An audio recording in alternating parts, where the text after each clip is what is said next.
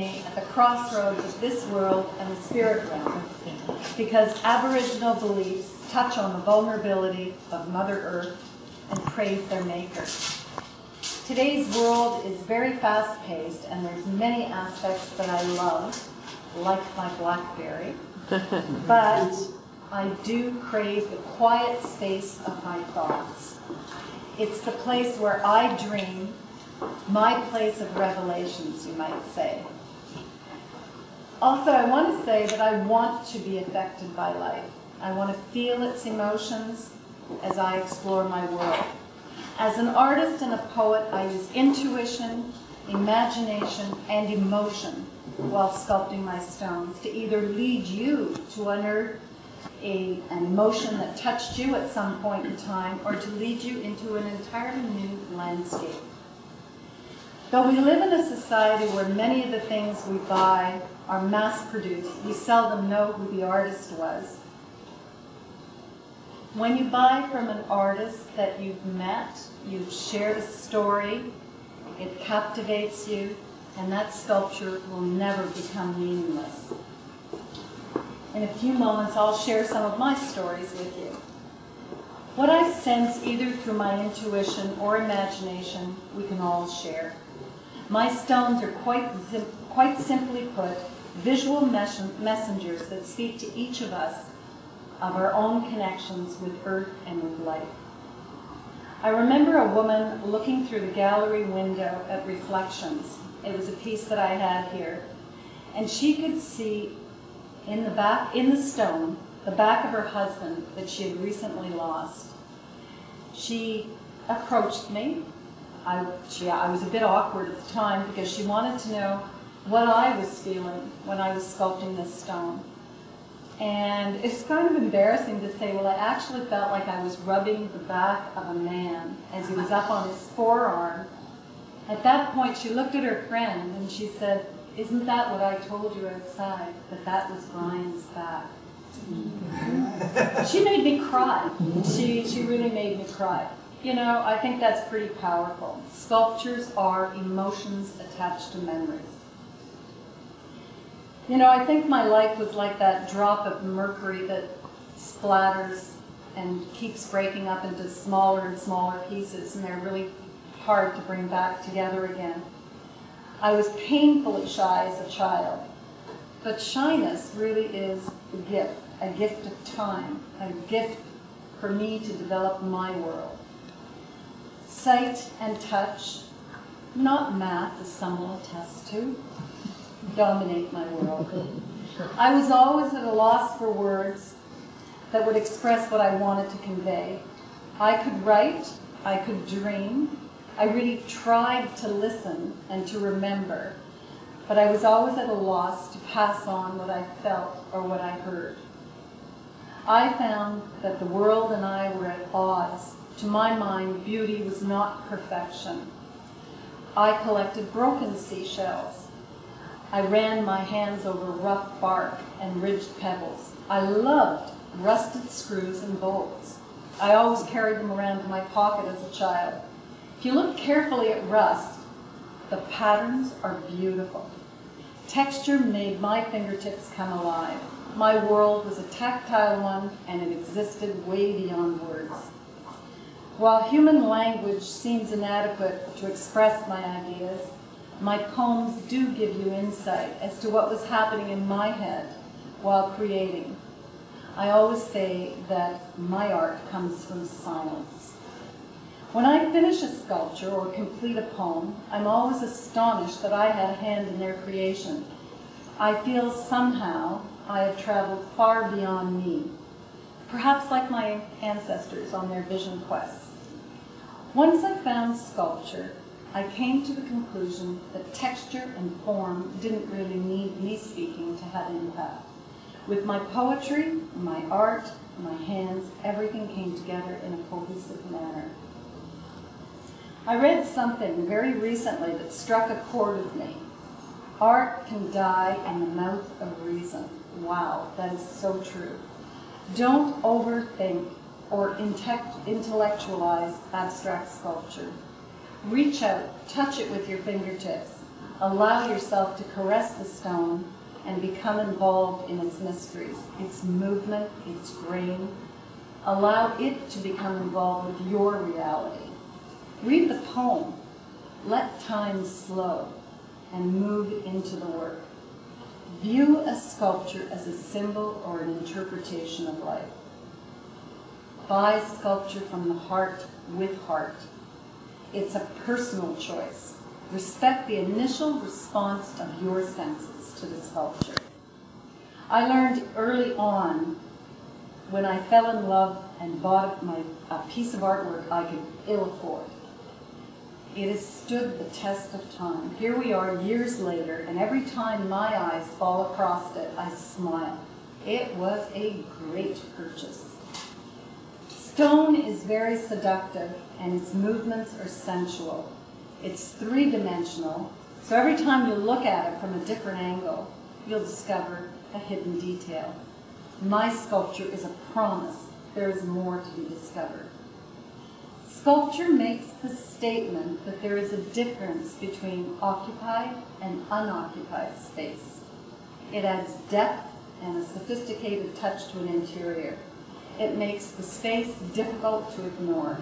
It's a neat design element. And I used to decorate homes, so I know that it's a neat design element. Sculpture grounds an art collection, and it complements painting, enriching both. Now, another thing that we should discuss is perhaps lighting a sculpture. Lighting a sculpture is important in its appreciation. A sculpture has negative and positive space. It has planes, curves. It has textured and smooth areas. Good lighting puts a sculptor's best efforts forward. It enhances the sculpture's dynamics. Diffuse daylight is probably the best because the shadows are gentle and gradual. Illumination, if needed, should come from above. People ask me, I remember someone asking me about, they thought that it would be really cool to light their sculpture from beneath. That would be like Halloween and holding, I want to say torch, what's the word I'm thinking? Flashlight. Flashlight under your chin. Don't ever do that. In the evening, if your light is on a dimmer, it's wonderful. As Phil said, when you see one of my finished sculptures, you'll notice it's on a base. I'm a firm believer in giving sculptures the importance they deserve. Even a teapot elevated on a stand becomes more interesting. But first and foremost, I believe a base should be integral to the piece. I spend a lot of time trying different bases on for size and shape. And even the base material is important. It has to hold the work in a certain position. The color must enhance or blend. Some of them are hand-forged. They're expensive, but they're necessary as a complete work. I work in partnership with my base makers. Every I is dotted, every T is crossed. This is a class act. I cringe when sculptures are thrown on large white pedestals. It's one of my pet peeves. Everyone knows that. It's off-putting. In a museum or exhibition setting, it's sometimes necessary because it's the best way to unify widely diverse styles. But where does that leave the art lover? It sends a message, this is how it's done. On a pedestal, a sculpture seems imposing, off-limits. How in heaven's name, unless you live in a mansion, are you going to be able to fit this into your house? It seems that it becomes a massive piece that's going to take over your space. Well, I use sculptures everywhere. The entrance to my home sets the stage for the rest of the home. What you find and you walk through the door, what you find in this house is going to be different. Because I use sculpture at the entrance. That's how it begins. I have displayed sculpture on window ledges when deep enough, on end tables, chests, around the fireplace, and not necessarily on the mantle. You think automatically the mantle. but you give a room a lot more depth if you use the heart. Bookcases, wall niches, as long as they've got some lighting, can house small sculptures. Bathrooms have become an oasis of sorts, and more spa-like. I incorporate them into that space also. Bedrooms are wonderful spaces. There's lots of surfaces to provide enjoyment. A medium to large sculpture on a turntable allows the light to reveal its shadows and details. I also get a kick out of using them as table centers when I have a lot of different people in that actually don't know one another and I'm bringing them together for the first time. It's a real conversation starter. Everyone's looking at the sculpture from a different angle. I move them out of doors in the summer. It's perfect for setting the stage for parties. And by placing a sculpture in your garden, you give focus to a nocturnal landscape. They absolutely blossom in an exterior garden setting. Look at my book and tell me that Dance with Ancestors, The Spirit Gateway, or Raindrops and Shadow Casts should be anywhere else. They need to be in nature. I guess in my heart, I know that incorporating sculpture into your lifestyle, that sculpture will bring you joy and peace, either in a home or a garden setting. In my book, The Folds of Life, I thought, there's a lot of poetry. I thought that I would read you a few poems, if you permit. The first one, of course, I'll read is Folds of Life, because that's the name of the book. And this is the piece beyond Angela. This is the piece here. This particular piece speaks to me of vulnerability, of secrets, and of really being known. Folds of Life. Look beyond the eyes, beyond the layered surface of this season, this reality and circumstance. Search the valleys rippled with the anxiety of really being known. Somewhere, deeply hidden in the folds of life, lies the soul of me. That soul, defiantly courting our sameness, seems a fusion forged of Eden of meaning. You give me the breath to soar, rising above this weight that knows me down. The other one is Perchance to See. It's in the window. And I'll keep that. oh, you're going to bring it? Oh. It's okay. I do this so that Phil does not need to go to the gym. See, Mike, we're not there yet. Wow. Now, if you look at this particular stone, it has a deep significance for me. Oh. I think it's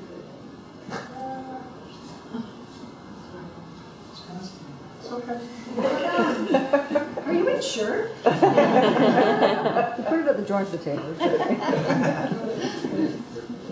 This one has a deep significance for me. When I was working this stone, when I look at it, what I see is an Abenaki chieftain looking into an uncertain and turbulent future while he's reflecting on his past. An eye, yesterday not there, opens slowly and captures a wealth of memories in tones of black and white, musings for every tomorrow. And Phil, does that mean that you're going to move at the edge also? Yeah, sure. That one's sure. No, you don't. No, I'll show it. It needs to be shown. Where are you going to put it? Could a volunteer stand up and pull? This is the latest piece. This stone had an enormous sense of power at the onset, with a strong sense of direction. And that's one of the first things you do as a sculptor, a stone sculptor. You pass your hand over it, feel the energy, and see in which direction the energy is flowing. And as a sailor, I felt night waters and night waters, moving forward gracefully with purpose toward a nocturnal shoreline.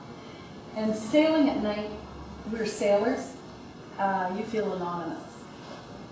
At the edge of nocturnal sands lies a water world, floating on dreams and whispers. A wave surges, sheer and stark from the sea, a watery moray, ruled by moons from far beyond. With time on its side, water tendrils trace the surface of memories, embracing the rough shoreline. More than death, she fears anonymity. I think that could also be applied to me because God knows I'm not going to die unknown. Angela, contrary to what you just said, Mike's asked me to drop stone. He's asked 3 times. I just want to show you something very interesting that I've learned. I've learned a great deal with Angela as well. When she works the stone, I believe that is what the stone looks like, right, Angela? Yes, So that is what it looks like. That's the skin. Oftentimes, and she gets to yeah. this. Isn't that amazing? Oftentimes I will leave a portion of the skin, in part because it's gorgeous, and also it can't be have been too affected by the elements. If it's been too affected by the elements, it has to be removed. And that we call that skinning the stone. But if it hasn't been, I try and leave some of it, or at least replicate it, because I love the skin of stone. The last one I thought I'd mention was the one that's in the window, the white one, the white marble. It's called Nature's Dynamic. I'm not getting that. He's such a tough guy. The white one. Is it the white one? The tone, yes. That's correct. Nature's Dynamic. Once the marble became an oval, it had a very powerful dynamic, which I tried to soften with the carved lines, the incised lines. And I tried to give it a gentle rhythmic movement, like music, soothing the soul. And then the leaf shape appeared, and I could sense a strong connection between the continuous oval and nature, hence the poem. From the unconscious into truth, rhythmic, refined, pure, gentle scores carve a tempo through nature's spirituality in quiet, dynamic movement. Thank you for your kind attention. If you'd like to ask questions.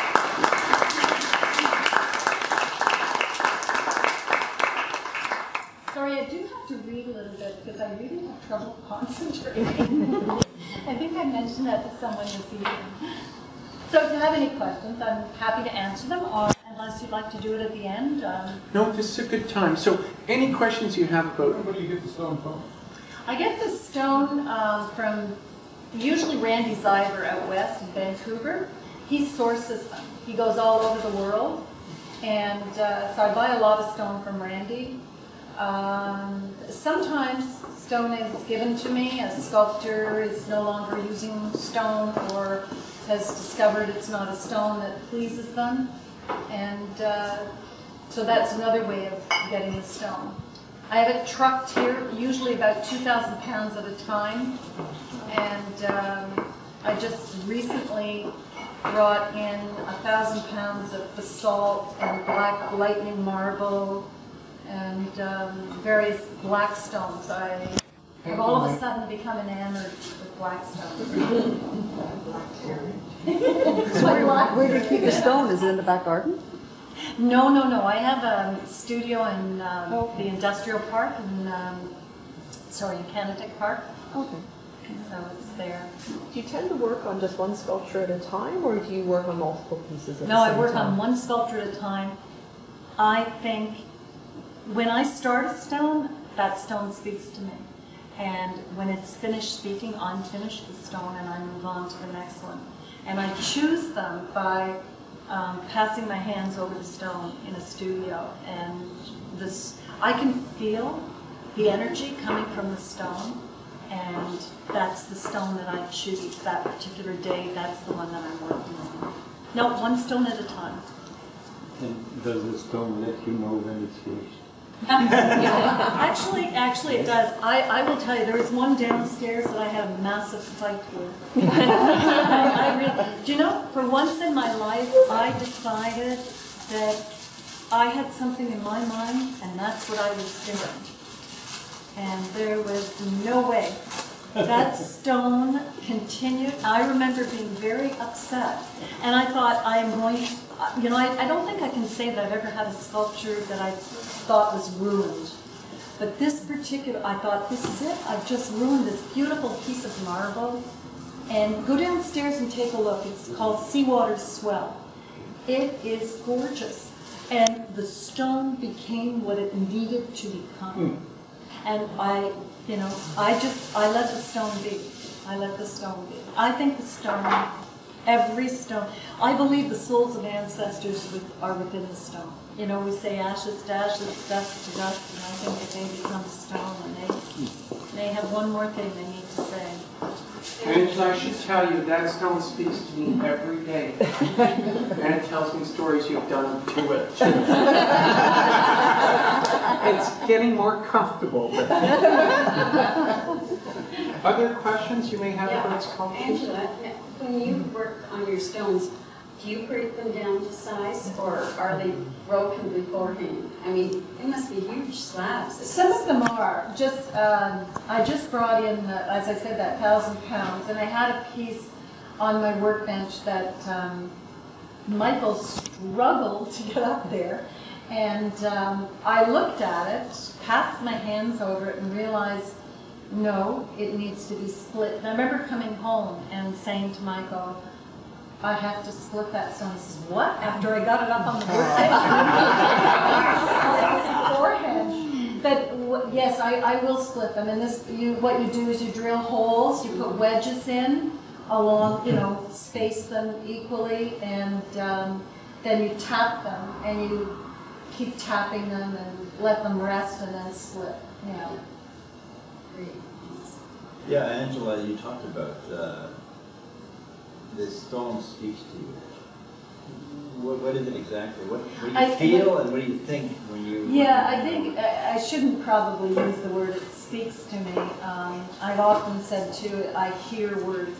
I probably shouldn't use those words. I don't know what happens, Paul, 100%, except that I sense something. And sometimes it's the whole sentence. Sometimes it's... sometimes I just catch a word, or I'll put it up on the bench and I'll pass my hand over it, feel the energy, and I know most of my stones, if you look at them, they're all going up. And all of a sudden I'll get one that's laying down. And that's because that's what needed to happen. And I'll hear one word, cocooned, was what happened with Mistress of Magic. I just heard cocooned, and I pictured a cocoon this way, and that's what happened. I don't sense full a poem, but I definitely am sensing, hearing. I don't know what the word is. Something happens. So I keep this chalkboard in my studio, and I write the words on my chalkboard, the ones that come to me, or the feeling that comes to me, and those are the words that eventually become the poem. And I have books, tons of these books of poems that I've gone through. I write, rewrite the words, and I have this squiggle that I make for every single one that doesn't work. And eventually, I just know, eventually it's exactly what I wanted. Sometimes I think it's finished, and 2 days later I'll get this, and I'll look down and I'll say, oh my gosh, how could I have even done that? And I'll rewrite the poem, and there it is, and I have it. So I don't even think that I've done this. I'm always surprised at the end that I did the work or I wrote the poem. It worries me sometimes. No, it's not that I'm that swift, so I'm, you know. And if you I'm go on always her surprised. website and you look at her, some of her pictures when she is in her studio, or you look at the video, it's a little scary. She looks like an astronaut, and an astronaut who does poetry, so just try and picture that. You Kind of ever rejected a stone, or that stone?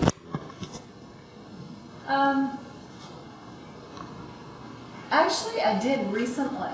I bought a stone from someone, and I thought it was interesting. And I rejected it because when I start to work, I don't do any drawings, I don't do anything. I simply start working. Now, partway through sometimes, I'll do quick drawings to see if that's actually where I wanted to go, or if that would work. But this particular stone, I brought it home after paying for it, and I should have hit it with my mallet and chisel beforehand, and it just broke off in just, I mean, it just broke off horribly.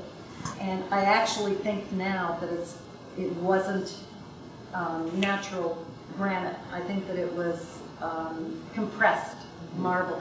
You know, Connemara marble is a marble that, it's a real marble, but it has to be sent off to Italy to be compressed because you can't use it any other way. It just sort of falls apart. So it's kind of like that. I don't know what it is, but I don't like it. So I'm not going to use it. And it's probably the first one. So part of the, if you're out shopping for a sculpture, other than looking at the artist and their accomplishments and so on, one of the things you should consider is the stone that you're purchasing. How the sculpture was, you know, the stone that was used to make that sculpture. One of the things that I've learned is many of the soapstones, the traditional soapstones we buy, native Indian, are often very soft. So they're not meant to be moved frequently. You have to be very, very careful with them. And another thing that I've learned through Angela as well as Catherine is that sculptures, unlike painting, are meant to be touched.